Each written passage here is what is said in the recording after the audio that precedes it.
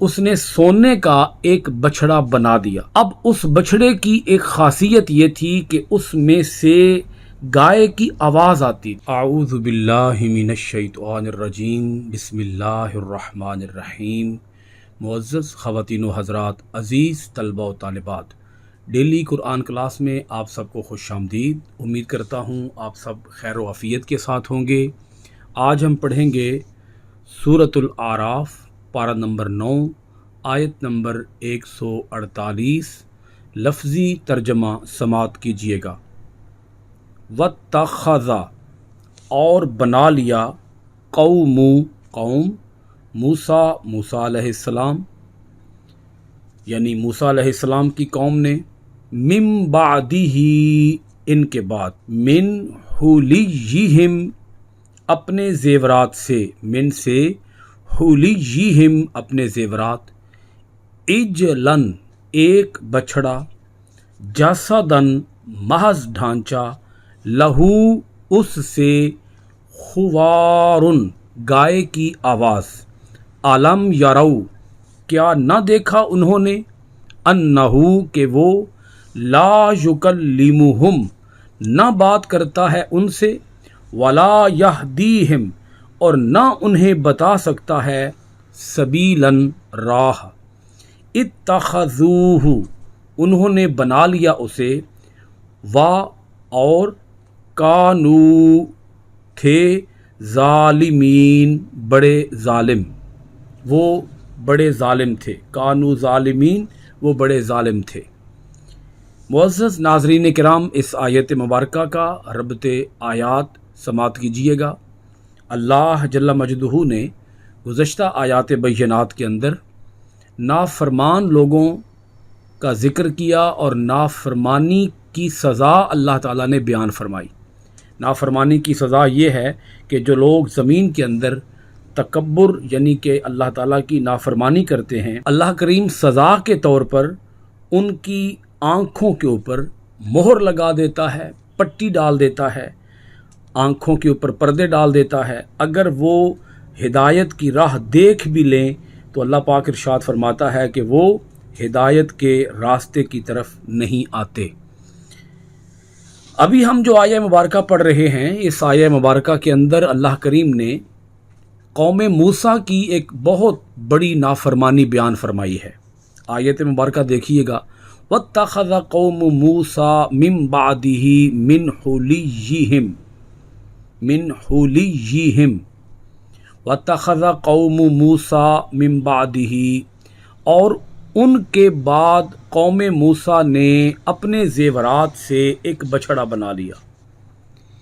جب انہوں نے ایک بچھڑا بنایا تو اللہ کریم نے یہاں پر دو باتیں ارشاد فرمائی ہیں۔ ایک تو یہ کہ حضرت موسیٰ علیہ السلام کے بعد، یہ سمجھنے والی بات ہے۔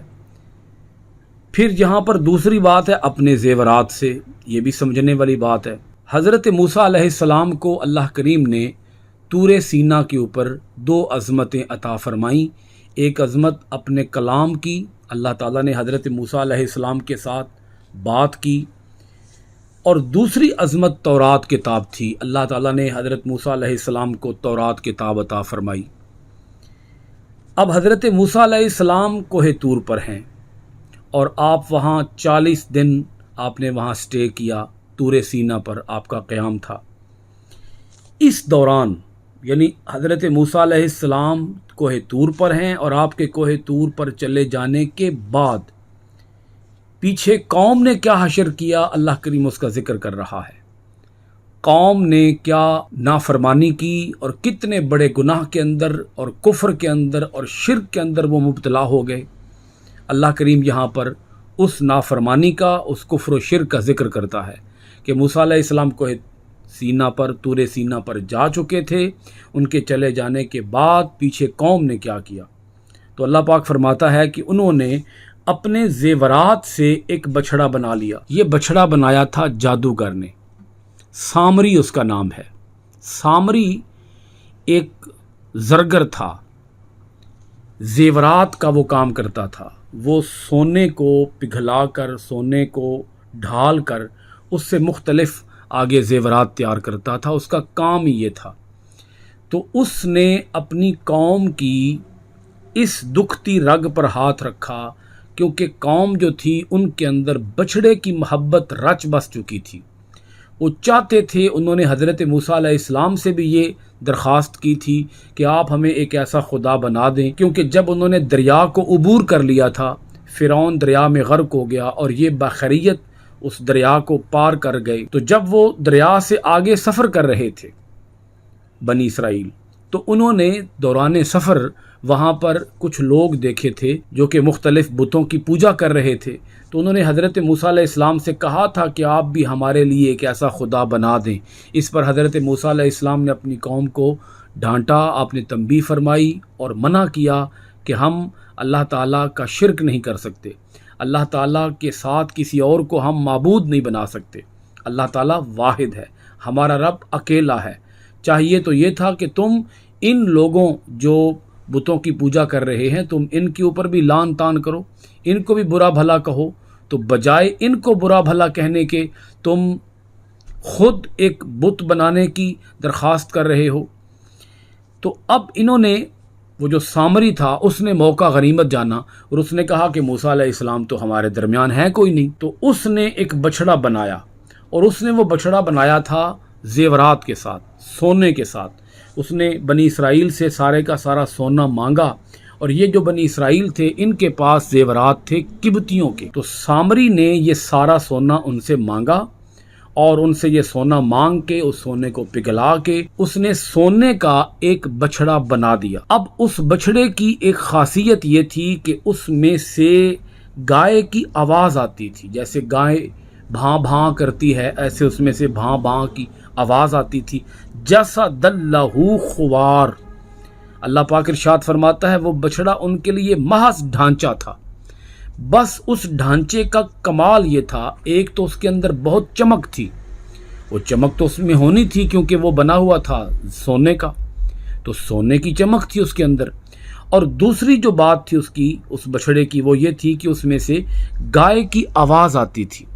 اب اس گائے کی آواز کے بارے میں مفسرین کرام کا قول یہ ہے کہ سامری نے حضرت جبریل علیہ السلام کے گھوڑے کے سم کے نیچے سے کچھ مٹی اٹھا لی تھی، اور وہ مٹی اس نے ڈال دی تھی اس بچھڑے کے اندر، اور اس میں سے گائے جیسی آواز آتی تھی اس بچھڑے میں سے۔ اس آواز سے انہیں یہ مغالطہ لگ گیا تھا کہ یہ ہمارا خدا ہے، کیونکہ سامری نے ایک کام تو یہ کیا کہ اس نے بچھڑا بنایا، ایک مجسمہ، ایک بت بنایا، اور وہ بت بنا کے اس نے یہ کہہ ڈالا کہ اے لوگو، اے میری قوم، یہ تمہارا خدا ہے، اس کی تم پوجا پاٹ کرو۔ اللہ کریم یہاں آگے ارشاد فرماتا ہے الم یروا انہ لا یکلمہم ولا یہدیہم سبیلا۔ اللہ پاک ارشاد فرماتا ہے کہ اس قوم کی عقل کے اوپر یوں پردے پڑ گئے، یہ اس سامری کی بات میں اس قدر پھنس کے رہ گئے، سامری کی بات انہیں دل کو لگ گئی، سامری کی بات ان کے دل کو بھا گئی، ان کے دل کو پسند آ گئی، اور سامری کی بات کو انہوں نے صحیح مان لیا، سچ مان لیا۔ کیا انہوں نے اتنا بھی نہ دیکھا کہ وہ بچھڑا ہے، وہ نہ تو کوئی ان سے بات کرتا ہے، ان سے کلام کرتا ہے، ولا یہدیہم سبیلا، اور نہ ہی وہ بچھڑا انہیں سیدھی راہ دکھا سکتا ہے، کیونکہ رب وہ ہے جو اپنے بندوں سے بواسطہ نبی کلام کرتا ہے۔ اللہ اپنے نبی کے ذریعے سے اپنے بندوں سے بات کرتا ہے، وہ بچڑا تو کوئی بات ہی نہیں کرتا، وہ ان کو کوئی بات نہ کہہ سکتا ہے، نہ سنا سکتا ہے، نہ سمجھا سکتا ہے۔